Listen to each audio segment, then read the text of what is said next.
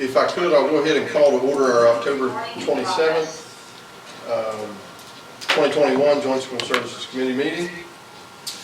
The first order of business that we have is the approval of minutes, and we do have, I think Mr. Wright and I have identified a few amendments that we'll need to make. Mr. Wright, did you have any?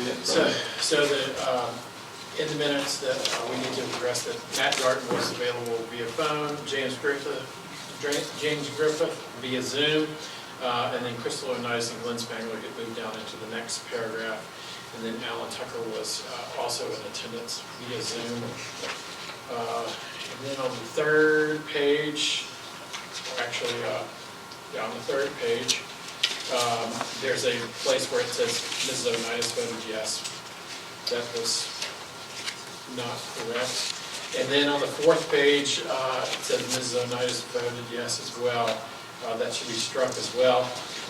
And also just below that on the fourth page, it says update on athletic facilities, Mrs. O'Nice and Alan Dressler. It says Steve. So we've identified some of those corrections. Are there any other corrections or amendments we can find right now?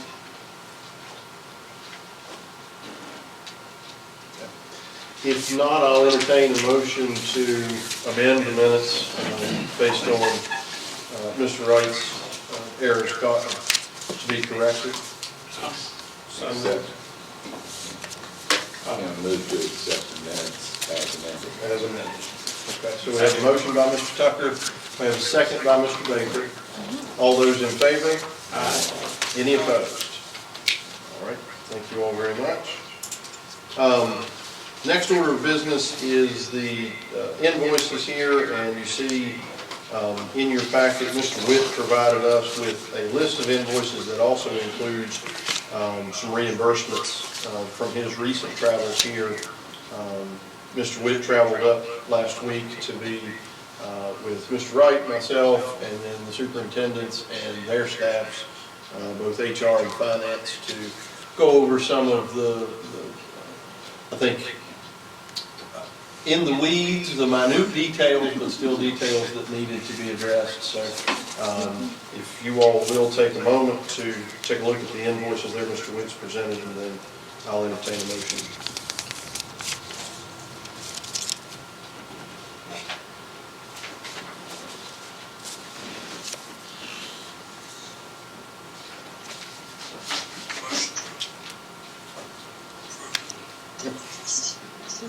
Gerald. Okay, yeah, I have a motion to approve the invoices presented by Mr. Franson. Do I have a second? Second. Second by Mr. Tucker. All those in favor? Aye. Any opposed? All right. Thank you all very much. And then that would bring us to, we do have a little bit of a governance update. Ms. Nee Johnson, Ms. Halterman would like to give us, so if we'll sound test it maybe just once, make sure we're clear and can be heard. Can we be heard from here? How about here? Can we be heard well? You're coming through on my speakers. I'll go over and mute you for that. I'm here. Good here. Great. Well, both of us have been working to propose a plan for moving through a policy review. As I think everyone knows, we've used the services of Dr. Roger Jones out of University of Lynchburg to help us identify differences in our current policy manuals and start the process of resolving those for the consolidated division. Obviously, the new board would have the full ability to amend those or to approve those as indicated once they are seated. But we'd like to prepare something for them that we feel like is a quality compilation of our work. So as we've thought through this, and we've certainly sought Mr. Witt's input on this, our basic proposal is to take those policies chapter by chapter to both boards, so that and also on to JRTC as needed, to allow for every policy to have a review both from our desks to make an administrative recommendation and to bring that forward to both boards for review in cohesive, coherent sections. We would not anticipate that requiring a ton of board discussion, but we would want to make sure you had it. So, there's questions about that? Yeah, thank you. It's a fair number of policies, but we think we can chunk it out. Yeah, we believe there's 13 chapters, and we have developed a plan that would chunk out, giving them, and not too much volume to each board, but enough time to review each section or sections accurately, so. Okay. All right. Well, thank you all very much. Any other questions? I know Mr. Garten just signed in here via Zoom, but do we have any other questions about the governance update? All right, with that, we'll move on. As a product of the meeting that we had last week on some of those weedy details, is something that's fairly basic, but we need to go ahead and have an official decision on it. The location of the central office, and specifically right now what's needed is a mailing address. So that some of the paperwork and things that need to be filed and applied for, those sorts of things, that we have a central mailing address for that. What we discussed, and please Kim, Melinda, color in as necessary, but what we discussed was basically using Allegheny's current central office address for that. Some of the things, especially financial in nature, Mr. Rice with the county division has agreed to kind of be the point of contact on that, to distribute it out as necessary to any larger groups. But the HR and finance groups from the schools kind of just wanted our definitive guidance on that. So their recommendation is to make Allegheny's central office mailing address what we use for the time being. So what I'd like to do is just maybe have a motion on that. Before we do any of that, is there any discussion or questions about that? It's fairly straightforward, but any questions? And I would make that motion. Okay. All right, so we have a motion by Mr. Garten. Do I have a second? I'll second it. I do have a question, a little discussion though. With the mailing address, what is the timeline for the decision-making process going to be as far as which physical locations are going to be, remain, as it relates to the central office? Right. I would sort of defer at the risk of putting our two ladies over here on the spot. I would defer to their judgment as far as when, if we need to nail that down by a certain date. That's a quality of life issue, I think, for central office staff, so I would lean on their judgment as to when. I was just curious because of the amount of personnel and the amount of requirements it would take to move certain things.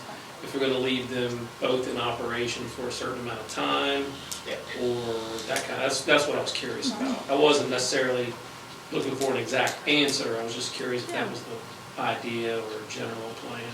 Yeah, and as far as, whatever, I think the place that we're at right now is generally, Allegheny's central office would likely have enough real estate and or expansion potential. There is a larger, Kim, you might have to describe it, the space better than I, but there is currently space at the Allegheny central office that's primarily used for sort of extra storage. It could be converted into additional office space and things, whereas we're a fair bit more limited in expansion here. So, But, and that's not the, I didn't want to get into those types of details specifically. I just didn't know if there was a time, as it would relate to, the employees, the individuals that would be impacted. I would think they might want to. We've had initial discussions about that possibility and what we need to do to move forward, but we haven't had final decisions yet, and have explored what's in this building, what's in that building, the number of personnel that we both have to moved from one central office to another. We've talked in HR meetings about how we would move records from one division to another. So those conversations are happening, but there is, again, no final decision on any of that. I But just they're want to make excellent sure that questions. those things Yeah. were, Absolutely. it was being discussed and that idea was out there. Yeah, I think that covers it. I mean, I think our main concern at this time is that we identify a mailing address for forms that require one. But certainly, I think we'll have to continue finding out details about the transition. So we have a motion by Mr. Garton and a second by Mr. Baker for the use of Allegheny Central Office mailing address for anything that needs to be done in advance of the physical move. So we'll do a roll call here, if that's okay. I think I've got everybody here. Mr. Sibold? Yes. Mr. Tucker? Yes. Mr. Francis? Yes. Mr. Baker? Yes. Let's see, Mr. Garton? Yes. Mr. Wright? And I vote yes. All right, thank you all very much. Next item on the agenda is a similarly weedy detail, but again, very necessary. The appointing or the making of a fiscal agent for the consolidated division. Kind of setting this up again, the Finance Subcommittee had some discussion on this idea many months ago in several of the subcommittee meetings that we had. It did not seem to be a terribly contentious idea, I think, at the time. There's really just one government or the other needs to serve as the fiscal agent. And at the time, it seemed like the prevailing wisdom was that the county's accounting office had a bit more staff and a bit more flexibility to take that on without any workflow interruptions or anything like that. So that's where we're at. Certainly open to any questions or discussion about the fiscal agent. I see Ms. Onitis is with us via Zoom, and then Mr. Huber is now here with us in person. So do we have any questions or discussion before I have it listed as an action item, and I think if we're comfortable taking action on that this afternoon, we certainly can. If we wanted to refer it back to Finance Subcommittee, I think that certainly can be doable. But again, in previous discussions, it seems like this issue is fairly cut and dry, straightforward. Kim? Yes.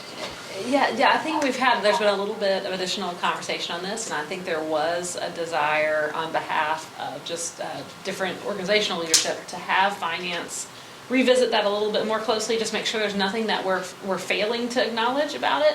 I mean, I do think your reflection is correct, Mr. It was previously discussed as a fairly cut and dry issue, but we just want to make sure we haven't discovered any new details. Is that consistent with what you know? Yes, it is. So we'd like to have some more time to bring that back to the group after finance has some more discussion about that. Yeah, that's perfectly fine. So what we will do is, I guess, yeah, and we'll table that perhaps until next month. Yeah, that sounds fair. That would be? Yes. Okay. Well, we'll table, without objection, we can table the fiscal agency discussion for next month. So, good for everybody? Okay. All right. That would then bring us to Superintendents Updates. Kim? Go ahead. Okay, all right. So we've continued to be busy with what we do and how we try to get these tasks off of everyone's task list. So the governance work, we've discussed a tad. Ms. Halterman and I have quite a bit of more work to do, but we have an agenda for how we're going to do that. The curriculum group has been active now with some stakeholders involved in our school systems. Actually, on October 25th, a a launch of 2 surveys happened. One survey went to our instructional staff for their feedback on what the good things about our instructional practices now, and one also went out to our families, our community, and that's posted on both divisions' website. That has just been launched. I don't know if we've had any updates on how many responses we've had, but I think Ms. Halterman has some information. Yes, and it's just real brief because the survey hasn't been out there for very long. But we've had 20 of the parent surveys completed so far, 48 of the staff ones. The responses we have in are pretty detailed, so we're excited about that. And of course, people can continue to fill those out. Yes, until November 5th. We hope to have the data finalized by November 5th and be able to provide some information to this group at that November meeting. Athletics, as many of you know, there was a decision made by the student vote, which I think went very well, about the colors, Carolina blue and navy blue. I hope I got that right. Navy and Columbia blue, And yes. the cougar. And you have all seen that design and that logo, and we look forward to what we have done with that. I think it's a great step forward in the athletic arena. It's important to our community, and I think students did a wonderful job with what they did, and we had a lot of staff behind the scenes supporting us and letting that happen.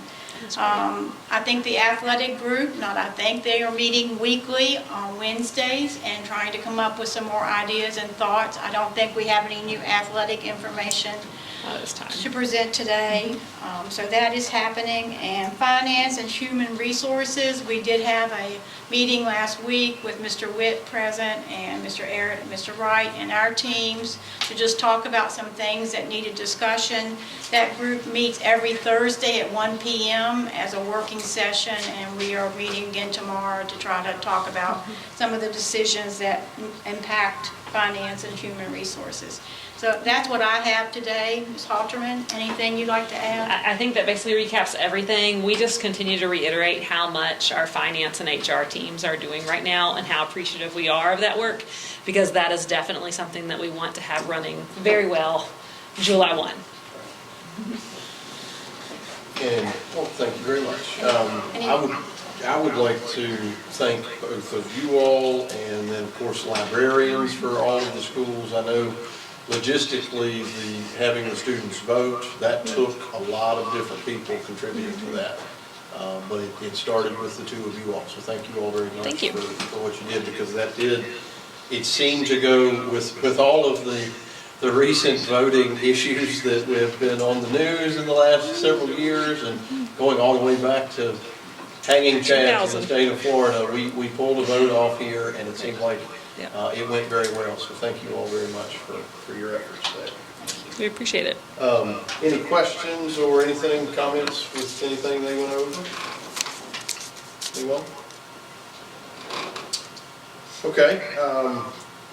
Moving on then, that would bring us to, the Casey Field and Jackson River Sports Complex, the study, the grant application that we discussed last month. So, Ms. Onitis, did you have any updates for the grant application?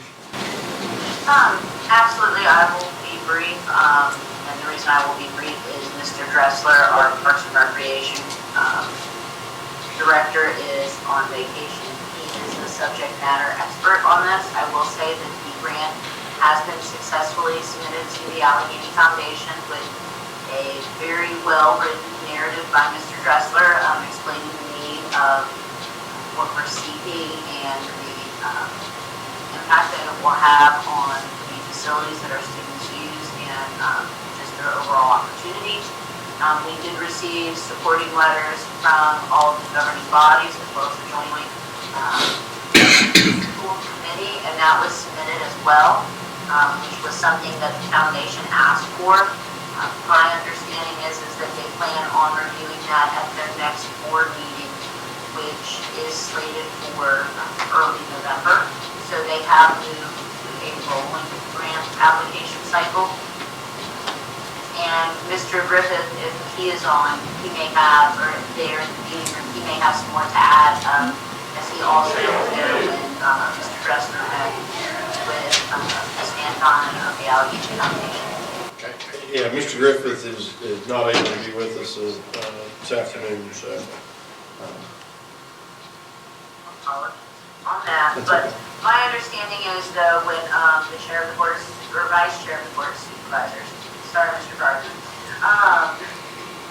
Mr. Chief, when the vice chair and the director of the Covington Parks and Recreation met with the executive director of the Allegheny Foundation, the meeting went well, was well received. The general consensus was that this was something that they would like to review and explore supporting, understanding that, you know, we're doing what we can with dollars, CARES, ARPA, and other things, but sometimes we need to hit the wall with studies.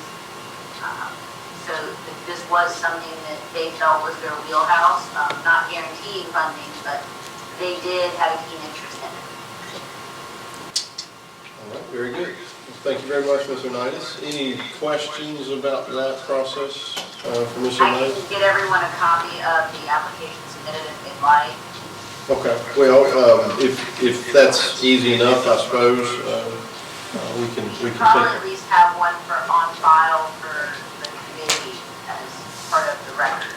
Yeah. We can at least get one to you and Mr. Wright for, you know, formal filing with, Right, I think we could, you know, formal record. we can include a copy in the minutes of the meeting here, I think, since it was discussed. So, yeah, if you would do that, we'll make sure that Ms. Armentrout will attach that. So, but thank you very much for your update. Again, any other questions about that? Okay. Well, that'll bring us then to member comments or discussion. So I'll kind of open it up to anybody else. Is there anything that we need to discuss before we adjourn? Jonathan, Yes, sir. I just want to say, how about I enjoyed my visit last week, and the working with the team was so great to get up there and see everyone face to face again, and we had a really productive meeting, I thought. So I want to thank again the leadership for the work they're doing, everyone for that matter, but I really, it was great to get up there and sit down with everyone and talk about all the different issues. So just wanted to say that. Okay. Well, thank you, Mr. Witt. Anyone else, Mr. Baker? I just want to bring up one thing. I passed out this flyer that I was given today by a resident in the Clifton Forge West District. Mr. Kern, who you all know is currently suspended from our county school board, has been passing out these flyers, actually mailed them to everyone in his district. And one of the things that he mentions in the flyer is that within the first 30 days of him being in office, that he's going to change the joint school services agreement and give Clifton Forge 2 additional spots on the Joint School Services Committee. And I just want to let people know that I know that the people in this room are all well aware of what we went through to come to an agreement on that, and that I just think it's important for people to know that there's a little bit more to it than just one person being able to change something like this. And we all worked so hard together as the city and county school board and the board of supervisors and the city council to come up with an agreement that we thought was fair to everyone. And for someone that knows better to be sending this out to people in their district, knowing that I'm assuming that he must understand how this all worked. But, you know, not only did these things have to pass our 4 boards locally, they had to go before the Board of Education as well. And that was a 2-part deal in itself. So I'm just very disappointed that someone would be passing this out to people in their district in an effort to be elected when they know that that's not possible. Thank you. All right. Thank you, Mr. Wright. Mr. Tucker? Okay. Good. All right. Well, without any other business, I will entertain a motion to... Oh, yes, sir. I'm sorry. Go ahead.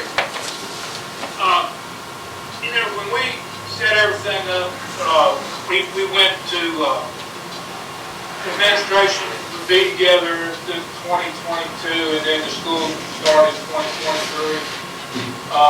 And I'm not opposed to that. I wish we'd done it different now, but that's hindsight. I'm wondering about athletics. You know, we're having athletic teams that are having trouble fielding teams. Is there anything we can do to maybe combine some of the athletic teams earlier than 23?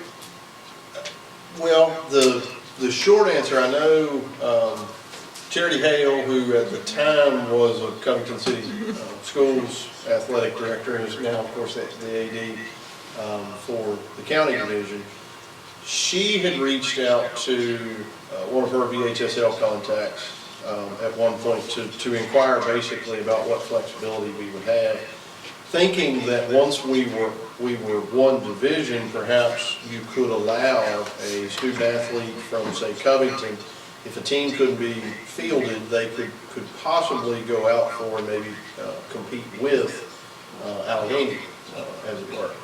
And it didn't seem like the VHSL was terribly receptive to allowing that to happen. What can happen, per Ms. Hale's discovery, is once we are one division, but yet we're that first year we're two separate high schools still, the superintendent of the division can waive any penalty to allow a direct transfer, but it would have to be the student would have to transfer schools, but the superintendent could, I think it's an extenuating circumstance clause that they allow the superintendent to allow a student athlete to transfer and immediately compete in a sport, but it would be at the discretion of the consolidated division superintendent. So I don't know, do you all have any other, anything above that? Okay. It's definitely something, I mean, we could perhaps revisit that with the folks at the VHSL. I'm not sure how likely we are to get a different answer. My own thoughts on that were, if the VHSL is worried about setting a bad precedent, it would be a pretty narrow precedent. I mean, our body here has already gone in front of the Board of Education and received their blessing. So I don't know that they would be entering into a really slippery slope if the VHSL were to allow that. But I think that is their concern, is that they don't want to allow that to snowball beyond what, They don't want to set a precedent that they can't uphold for other schools. Right.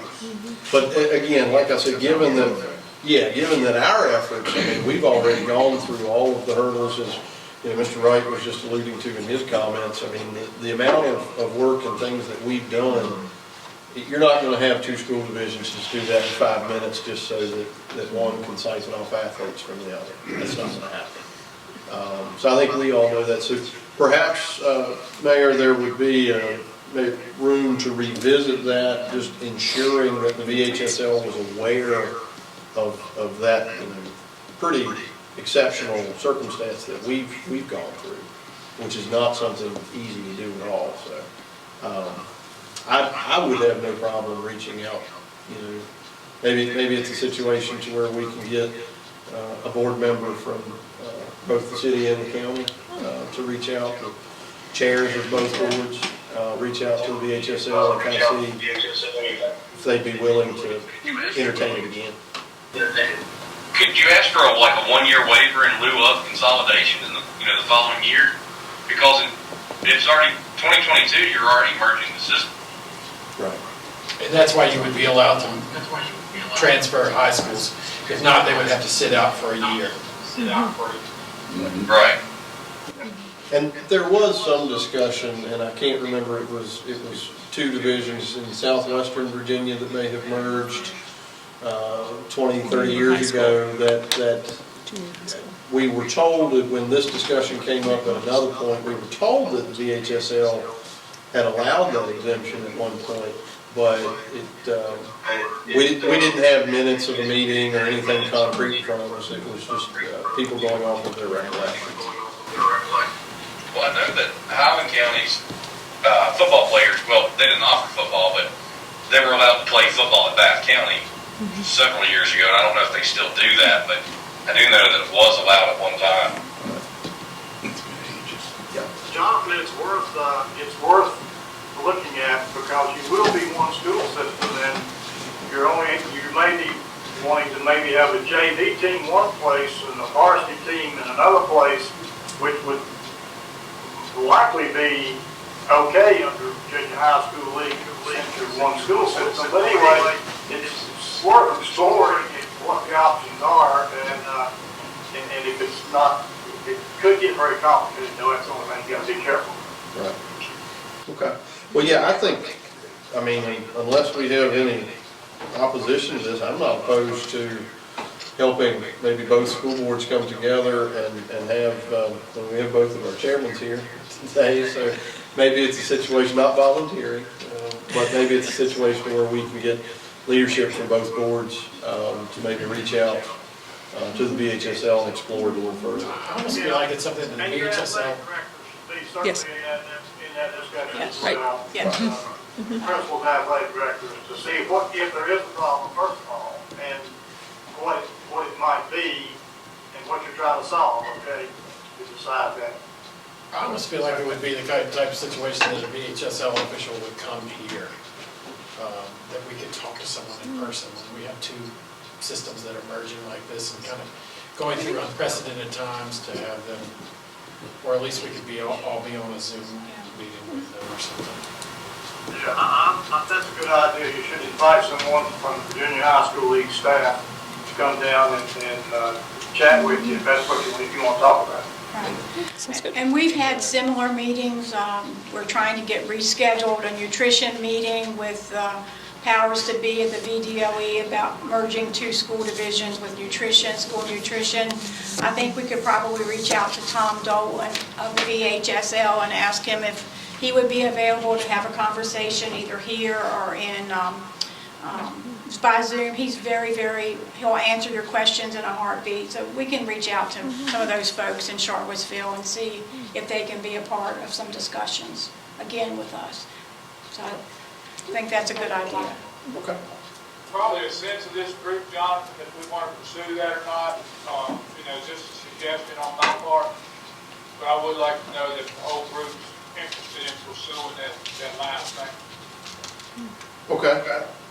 I think we've had enough comments here. Just seems like everybody's pretty much on board with that exploration. I don't think anybody sees any harm in that. Mr. Franson, I see you unmuted. Did you have any other thoughts? No, I'm fine with that. Okay.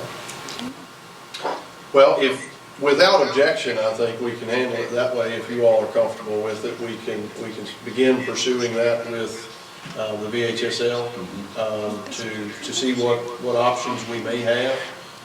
Again, given that we've done the work here. Again, this is not something that two other divisions can just put together in 5 or 10 minutes. And as Mr. Baker said, VHSL set a bad precedent for allowing that sort of thing. So. Okay. Any other comments before we adjourn? If not, I will entertain a motion to adjourn. So moved. All right. Thank you all very much. Take care. Recording